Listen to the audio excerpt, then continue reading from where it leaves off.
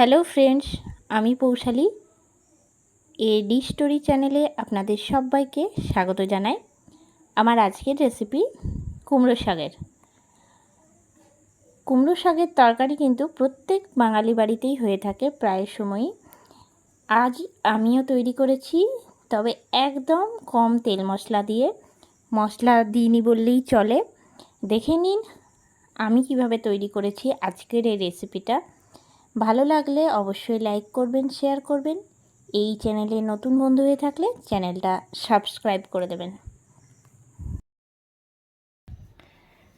কুমড়ো শাকে আলুতে তরকারি করার জন্য আমি কেটে নিয়েছি এখানে কুমড়ো, আলু আর কুমড়োর শাক, একদম কচি কচি কুমড়োর শাক, আর নিয়েছি আমি কাঁচা লঙ্কা। কড়াইয়ে দিয়ে দিচ্ছি সবার প্রথমে সর্ষের তেল। দিয়ে দিচ্ছি আমি 5 ফোড়ন, শুকনো লঙ্কা ফোড়নে। দিয়ে দিচ্ছি গ্রেট করে রাখা আদা।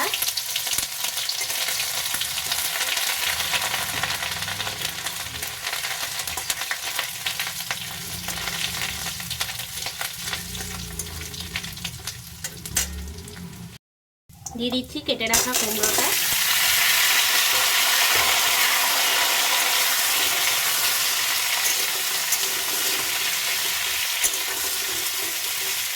এবার আমি আলুটাও দিয়ে দিচ্ছি। আলুটা।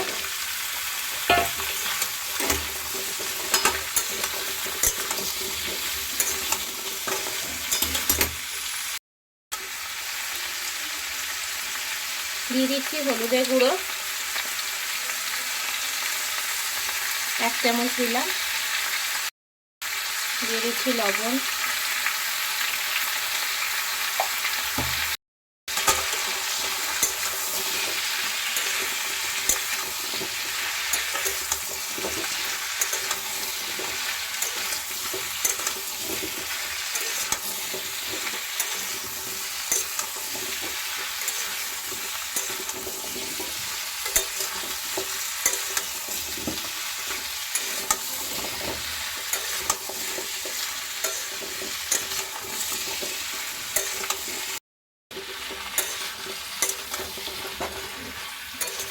বেশ কিছুক্ষণ ধরে এটা নাড়াচাড়া করব।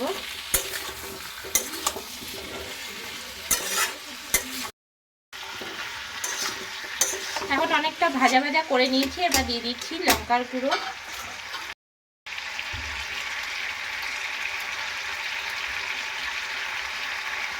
এক চামচ লঙ্কার গুঁড়ো দিলাম।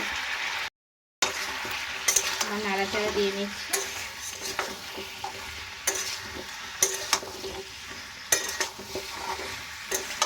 এবারে দিয়ে দিচ্ছি কুমড়ো শাকটা।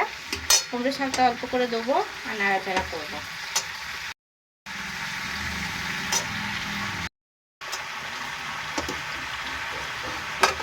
এবার নাড়িয়ে নেব। কুমড়ো শাকটা যেহেতু খুব কচি, তার জন্য কিন্তু আলাদা করে সিদ্ধ করার প্রয়োজন নেই। কুমড়ো আলুর সঙ্গে সিদ্ধ হয়ে যাবে।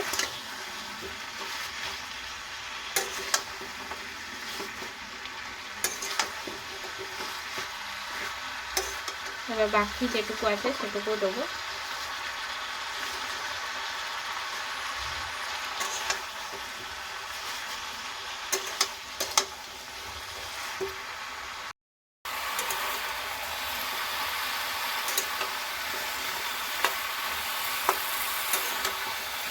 এবার আমি 1 কাপের মতন জল দিচ্ছি সিদ্ধ হওয়ার জন্য।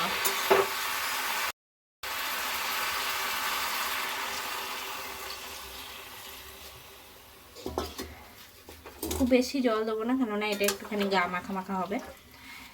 তো এই জলটা কিন্তু সিদ্ধ হওয়ার পরে টেনে যাবে, এতটা জল লাগবে। এবার আমি একটা ঢাকা দিয়ে দেবো সিদ্ধ হওয়ার জন্য।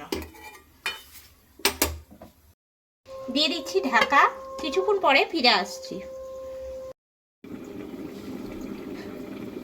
এখন আমি 15 মিনিট পরে ফিরে চলে এসেছি আর ঢাকনাটা খুলে নিচ্ছি।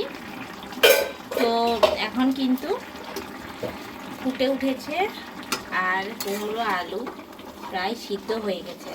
শাকটা তো দেখেই মনে হচ্ছে সিদ্ধ হয়ে গেছে, তো আলুটাও সিদ্ধ হয়ে গেছে আর কুমড়োও সিদ্ধ হয়ে গেছে। তো ভালো করে আগে নাড়াচাড়া দিয়ে নিচ্ছি,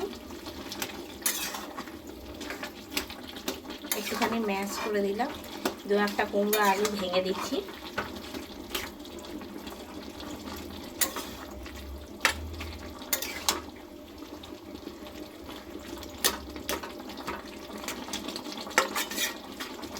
এবার আমি দিয়ে দিচ্ছি কাঁচা লঙ্কা 3টে, দিয়ে দিলাম 3টে কাঁচা লঙ্কা।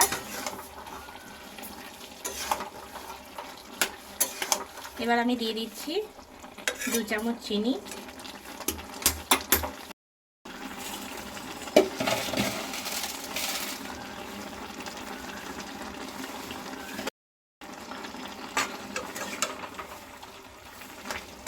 নাড়িয়ে নিচ্ছি।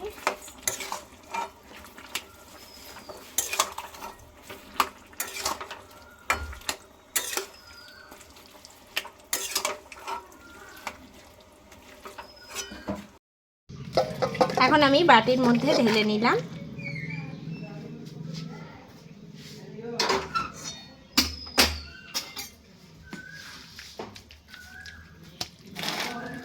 তৈরি হয়ে গেল কুমড়ো শাকের তরকারি। গরম ভাতের সঙ্গে খেতে কিন্তু দারুণ লাগে। কেমন লাগলো আমার আজকের এই রেসিপিটা অবশ্যই আমাকে কমেন্ট করে জানাবেন। আপনারাও বাড়িতে একবার ট্রাই করবেন, আশা করি খুব ভালো লাগবে। আজকের রেসিপিটা ভালো লেগে থাকলে লাইক করবেন, শেয়ার করবেন। এই চ্যানেলে নতুন বন্ধু হয়ে থাকলে চ্যানেলটা সাবস্ক্রাইব করে দেবেন। পাশে থাকা বেল আইকনটা প্রেস করে রাখবেন সবার আগে নোটিফিকেশন পাওয়ার জন্য। আরও নতুন কোনো রেসিপি নিয়ে হাজির হব, সঙ্গে থাকুন আর দেখতে থাকুন। সবাই ভালো থাকবেন, সুস্থ থাকবেন। ধন্যবাদ।